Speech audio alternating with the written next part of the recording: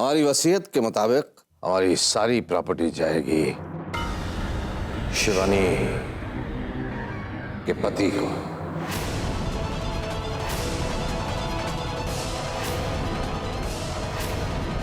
लेकिन दादाजी आप ऐसा कैसे कर सकते हैं? आप अपना सारा हिस्सा पहले ही जुए में उड़ा चुके हैं। हम अपनी बात नहीं कर रहे हैं दादाजी, हम शिवानी की बात कर रहे हैं। और जहां तक इस वसीयत का सवाल है, हम जानते हैं आपकी सोच नहीं बल्कि इस अभिमन्यु की सोच है। क्यों? क्या आपको लगता है कि आपके दादा के पास खुद का कोई दिमाग नहीं है?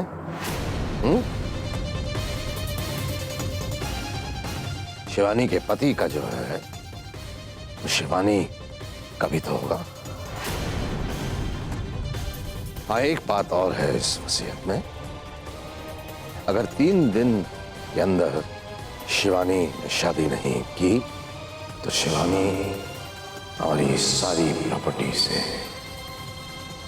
बेदखल हो जाए।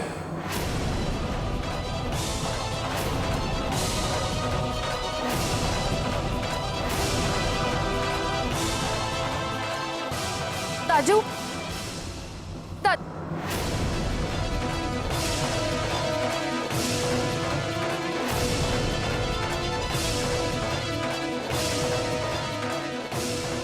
ताजू, आपको ऐसा क्यों लगता है कि हमें इन पैसों या प्रॉपर्टी से कुछ लगाव है? अरे शिवानी, ऐसी कोई बात नहीं है। दरअसल दादाजी। तुम चुप रहो। आज सिर्फ तुम्हारी वजह से हमारे दाजू हमसे बात नहीं कर रहे हैं। इन सब बातों की अब कोई जरूरत है नहीं, क्योंकि हम जानते हैं कि कुछ चालाक और लालची लोग आपको भटका रहे हैं, आपको ब्रेन वॉश कर रहे हैं कि आप अभिमन्यु से शादी ना करें।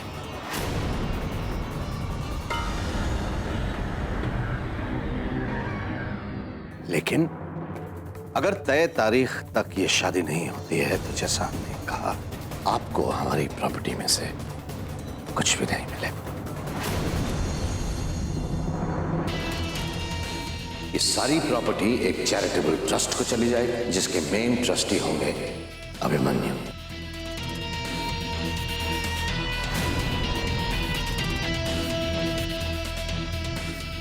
नहीं दादाजी, इतनी बड़ी रिस्पॉन्सिबिलिटी आप मुझ पर, और वैसे भी ऐसा करने की तो नौबत ही नहीं आएगी दादाजी।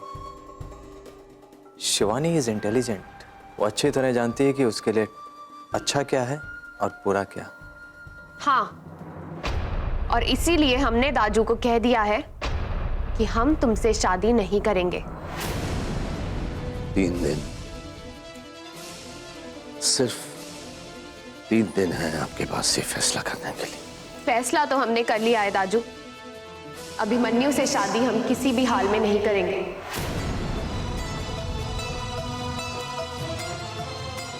लेकिन प्रार्थना जरूर करेंगे कि इस आदमी की असलियत जल्द से जल्द आपकी आंखों के सामने आ जाए।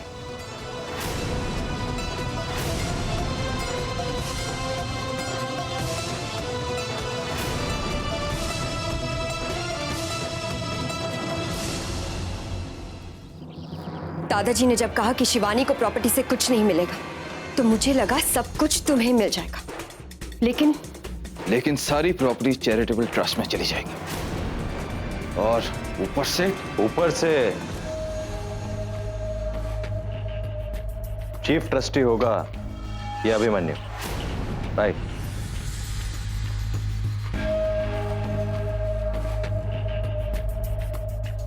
सिर्फ ट्रस्टी?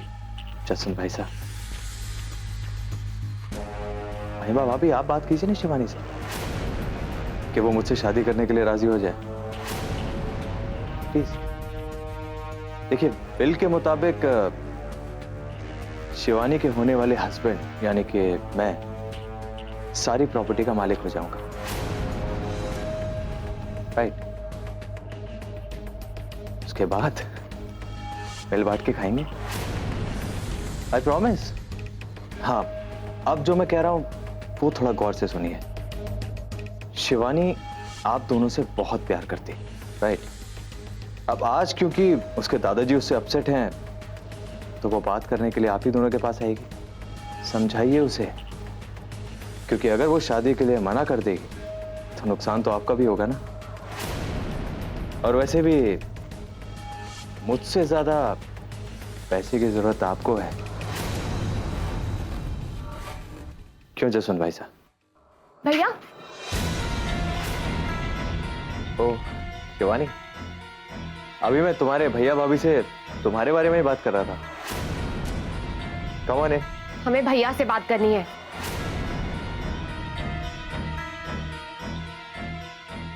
कम ऑन शिवानी, तुम इतनी क्यों नाराज हो मुझसे? हमने कह दिया ना कि हमें सिर्फ भैया से बात करनी है, कोई बाहर वाला नहीं चाहिए हमें यहाँ।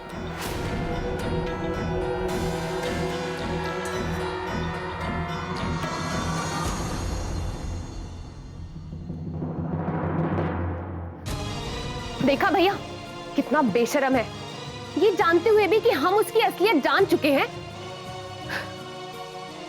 प्लीज भैया, प्लीज कुछ कीजिए, वरना दाजू हमारी शादी जबरदस्ती उसके साथ करवा देंगे।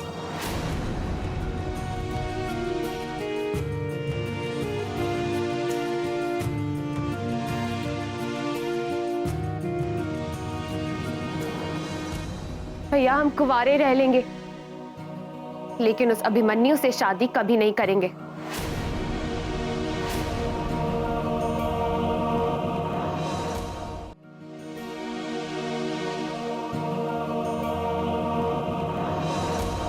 पर शिवानी, अगर वसीयत के मुताबिक तुमने शादी नहीं की तो सारी प्रॉपर्टी चैरिटी में जाएगी ना, तो जाने दीजिए।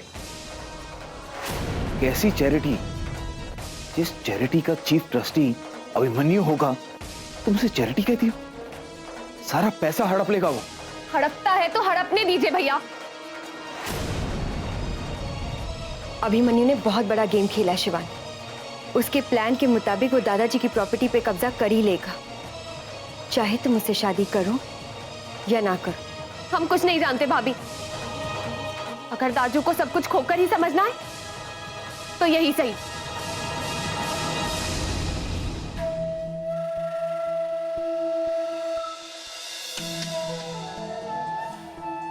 I am proud of you Shivani. मैं जानती थी कि तुम यही कहोगी, लेकिन तुम फिक्र मत करो। अगर ये प्रॉपर्टी, ये हवेली अभिमन्यु ने धोखे से ले भी ली तो भी हम जी लेंगे। एक दूसरे का साथ और प्यार के सामने ये ऐशो आराम क्या चीज है। थैंक्स भाभी।